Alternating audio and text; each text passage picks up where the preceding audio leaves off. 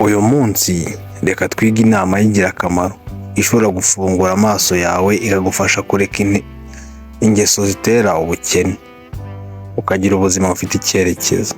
Mu buzima bwa buri munsi abantu benshi barwana n'ubukene buterwa n'imyitwarire, imyumvire cyangwa se imyanzuro mibi bafata. Kwirinda ubukene si amahirwe ahubwo ni umwanzuro. Ni uguhitamo kubaho ufite intego, ukirinda kubaho ushaka gusa kwishimisha ako kanya. Reka twifashishe rero ibyitonderwa 5 kugira ngo turebe neza uko wakirinda ubukene. Intego y'inama ni iyi: kukwereka guhitamo neza uyu munsi ko aribyo bigena uko ejo uzaba ubayeho ejo hazaza. Nanone indi ntego y'inama kukwigisha gufata ibyemezo bihamye mu bikorwa cyangwa mu mikorere. Imikoreshereze y'amafaranga n'igihe. Reka rero turebe ibyitonderwa 5 byagufasha mu kugira ngo utsinde ubukene. Icyitonderwa cya mbere: reka kuba umuntu uhora ashaka kugaragara kurusha kubaho. Ibyo wambara, imodoka utwaye cyangwa aho urya ntibisobanura ubukire. Reka ahubwo ibyo ngibyo ushobora kugendamo nk'iraha ugasanga urakennye. Icyitonderwa cya kabiri: ushora mu bintu byagufasha kwiteza imbere bya buri munsi.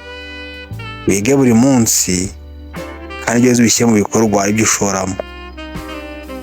Urugero nko kwiga skills nyine ubumenyi bushyashya, gutangira igikorwa gito cy'ubucuruzi cyangwa kugura igikoresho cyazagufasha kwikorera.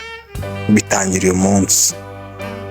Icyitonderwa cya gatatu: gusa niba bikunze dukore subscribe kino Bigwin TV.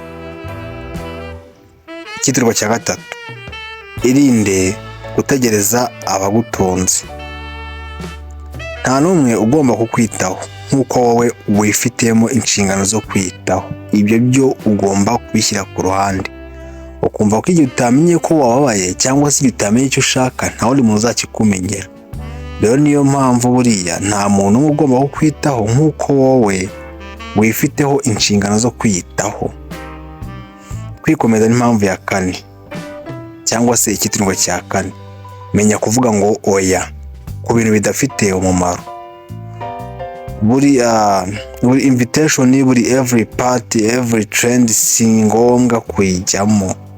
Buri kirori, buri gikorwa cyabaye si ngombwa kukijyamo. Niba kitari bukunde nta mumaro, emera wige kuvuga ngo oya. Kwikomereza n'icyitonderwa cya 5: shaka inshuti n'abantu batekereza ejo hazaza.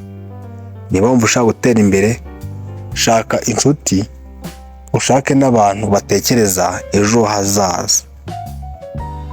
Uzamera nk'abantu uhora uganira nabo. Niba uganira n'ingegera uzaba ingegera.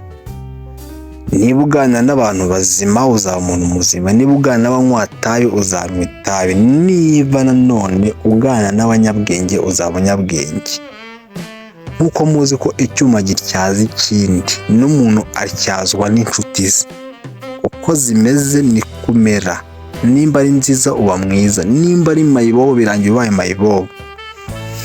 Rero nk'ijambo risoza ino nama yacu y'umunsi, ijambo nabateguriye rishobora kuwenda gusoza kugira mu byumve neza, ariko nanabasaba nimba mwabikunze mukore subscribe kabisa.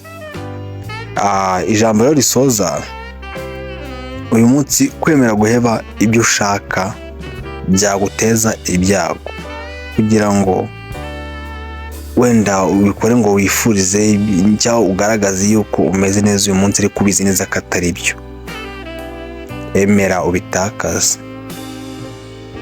Aho gutangira intambwe ya mbere yo gutsinda ubukene, kandi ubitangirire aho uri, ubitangize ibyo ufite, ubitangize gahoro gahoro, ko buri ntambwe ntoya niyo igera ku ntambwe nyinshi. Nta muntu watangiye YouTube afite sub zirenza miliyoni, oya yatangiye kuri sub imwe, urumva ni ya ntambwe imwe. Nta muntu watangiye business ngatangirane ngo banke mu gihe afite ama branch yose nko muri Afrika, yatangiye kuri branch zingahe cyangwa se n'imwe. So rero uyu munsi ni inama y'umuzwe twabateguriye. Ica kuri no Bigwin TV, niba wayikunze dukore subscribe. Naho nge ni Cyubahiro, turabakunda. Ciao ciao.